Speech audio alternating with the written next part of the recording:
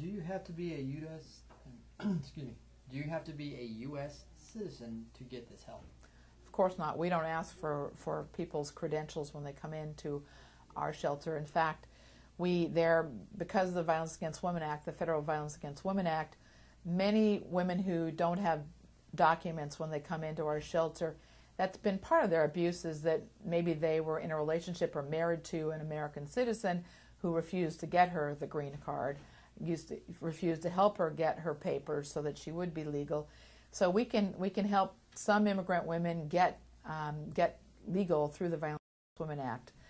But we're happy to serve whoever walks in our door, because nobody deserves to be beaten. It doesn't matter whether they've got papers. Nobody deserves. It doesn't matter if they're legally married. Nobody deserves to be beaten. And so we're happy to serve whoever walks in our door. We don't, she doesn't have to tell us anything she doesn't want to tell us. She doesn't even have to tell us her name. We're going to ask her for what she wants to be called while she's staying or while she's receiving our services or staying in our shelter or coming to our support groups. But she can make up a name. We won't know, and we're not going to investigate that. So, if we're going to help her apply for a green card, for instance, we're going to have to know more details. We're going to have to know her legal name. We're going to have to know, and we will help her get identification. What's one of the things that batterers do is they destroy the identification. So we'll help her get copies of that again. So, for women who are immigrants and maybe who don't have documents, it's complicated, but their lives are already complicated, and we're going to help them the best we can, no matter what. Do you have to speak English to get this help? Of course not.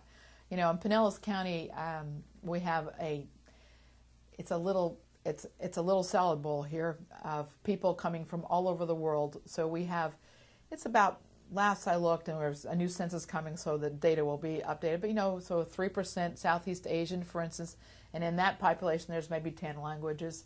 We have a Spanish-speaking population that comes from all over Central, South America, Mexico, Cuba, Spain. We have in Pinellas County a large Eastern European population, so Serbian, Croatian, people from Latvia and Estonia. We've been starting to see some Russian women coming in. So you don't have to speak English. If you don't speak English, we don't speak all those languages, but we will find somebody that does. We'll help. We do have some of our literature interpreted into some additional languages. In this county, in Florida, largely we have Haitians, and we have Spanish-speaking population. In Pinellas, there's not a predominance there of any particular language. So we use the language line when they call on the telephone, and who helps to interpret. We also serve women who are deaf, for instance, and we have the capabilities to serve a deaf woman or a blind woman. So we serve individuals with all kinds of different cultural as well as physical differences.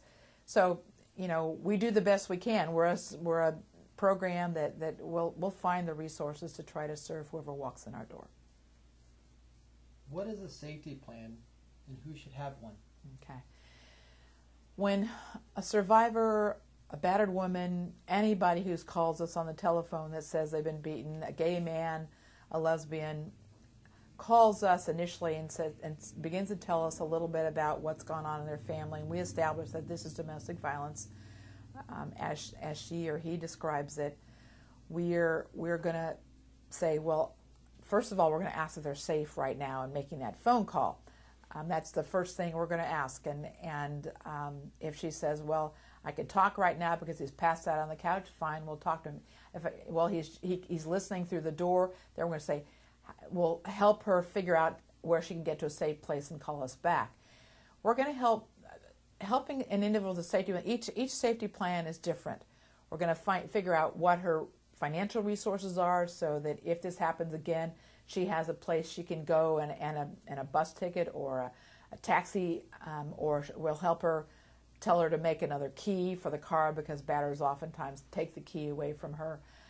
Make sure that, suggest that she might have a little savings put away. suggest that she might pack a bag for herself and her children and maybe leave it over the neighbor's house. Suggest that she keeps copies of her identification and shot records for her children, health records for herself, important phone numbers. Make sure that she tells somebody else that this is happening so that she and a neighbor can work out a signal. If it's starting to escalate at her house, maybe she just blinks the porch light. Maybe she turns the porch light off when it's normally on. Some kind of a signal. Sometimes she may just, we teach women, in worst case scenario, call 911 and just leave the phone hanging. They'll find you. So we help her think through, depending upon what she's going to do. Women who are in our shelter, for instance, we help them formulate a safety plan every single day when they leave our shelter. So what we do is try to teach a woman about safety planning so that she can make a safety plan for whatever she's going to do now.